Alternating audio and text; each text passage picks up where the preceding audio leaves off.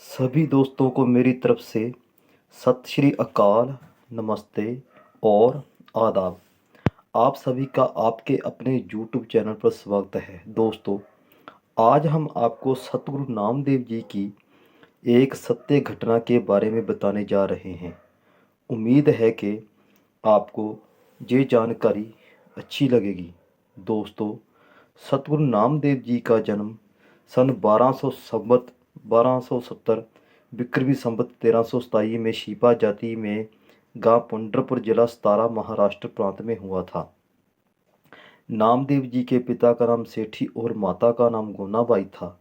नामदेव जी की निष्ठा बचपन से ही भगवान में बहुत ज़्यादा थी। सतगुरु नामदेव जी के जीवन में अनेकों घटनाएं घटित हुई। ऐसी ही एक सच्ची घटना आज मैं आपको बताने जा रहा हूँ। कहते हैं कि नामदेव जी के माता पिता भगवान विट्ठल जी की पत्थर की मूर्ति की पूजा करते थे।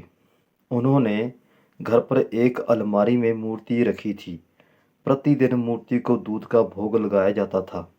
एक कटोरे में दूध गर्म करके मीठा मिलाकर पीने जोगे ठंडा करके कुछ देर मूर्ति के सामने रख देते थे। आगे पर्दा कर देते थे जो अलमारी पर लगा रखा था। कुछ देर पश्चात उसे उठाकर अन्य दूध में डालकर प्रसाद बनाकर सब पीते थे। नामदेव जी केवल 12 वर्ष के बच्चे थे। एक दिन नामदेव जी के माता पिता को किसी काम के सिलसिले में किसी दूर अन्य गांव में जाना पड़ा और उन्होंने अपने पुत्र नामदेव जी से कहा कि पुत्र, हम एक सप्ताह के लिए दूसरे गांव में जा रहे हैं, आप घर पर रहना। पहले विट्ठल भगवान जी को दूध का भोग लगाना, फिर बाद में भोजन खाना।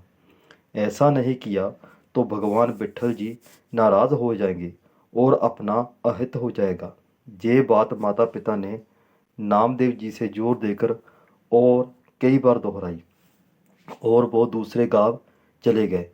नामदेव जी ने सुबह उठकर स्नान करके स्वच्छ वस्त्र पहनकर दूध का कटोरा भरकर भगवान जी की मूर्ति के सामने रख दिया और दूध पीने की प्रार्थना की, परंतु मूर्ति ने दूध नहीं पिया। नामदेव जी ने खुद भी भोजन तक नहीं खाया। 3 दिन बीत गए। प्रतिदिन इसी प्रकार दूध मूर्ति के आगे रखते और विनय करते कि हे विट्ठल भगवान, दूध पी लो। आज आपका सेवादार मर जाएगा, क्योंकि और अधिक भूख सहन करना मेरे वश में नहीं है। अगर आप दूध नहीं पियोगे तो माता पिता नाराज होंगे। भगवान, मेरी गलती क्षमा करो। मुझसे अवश्य कोई गलती हुई है जिस कारण से आप दूध नहीं पी रहे।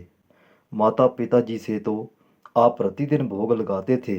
नामदेव जी को ज्ञान नहीं था कि माता पिता कुछ देर दूध रखकर भरा कटोरा उठाकर अन्य दूध में डालते थे। लेकिन नामदेव जी तो यही मानते थे कि विट्ठल जी प्रतिदिन दूध पीते थे। फिर चौथे दिन बेहाल बालक ने दूध गर्म किया और दूध मूर्ति के सामने रखा और कमजोरी के कारण चक्कर खाकर गिर गए और फिर बैठे बैठे अर्जी करने लगे। तो उसी समय मूर्ति ने हाथ आगे बढ़ाए और कटोरा उठाया और सारा दूध पी लिया। नामदेव जी की खुशी का कोई ठिकाना नहीं था। फिर सबे भी खाना खाया और दूध पिया। फिर तो प्रतिदिन विट्ठल भगवान जी दूध पीने लगे। जब 7-8 दिन बाद नामदेवी जी के माता पिता घर लौटे तो सर्वप्रथम पूछा कि क्या विट्ठल जी को दूध का भोग लगाया था। नामदेव जी ने कहा कि माता पिता जी, भगवान ने 3 दिन तो दूध नहीं पिया। मेरे से पता नहीं क्या गलती हुई थी, मैंने भी खाना नहीं खाया। चौथे दिन भगवान ने मेरी गलती क्षमा की, तब सुबह दूध पिया।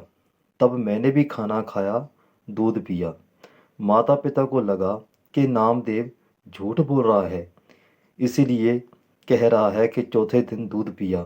और उन्होंने मन में सोचा कि मूर्ति दूध कैसे पी सकती है। माता पिता ने कहा, सच सच बता बेटा, नहीं तो तुझे पाप लगेगा। विट्ठल भगवान जी ने वास्तव में दूध पिया है। नामदेव जी ने कहा, माता पिता जी, मैं बिल्कुल सच कह रहा हूँ।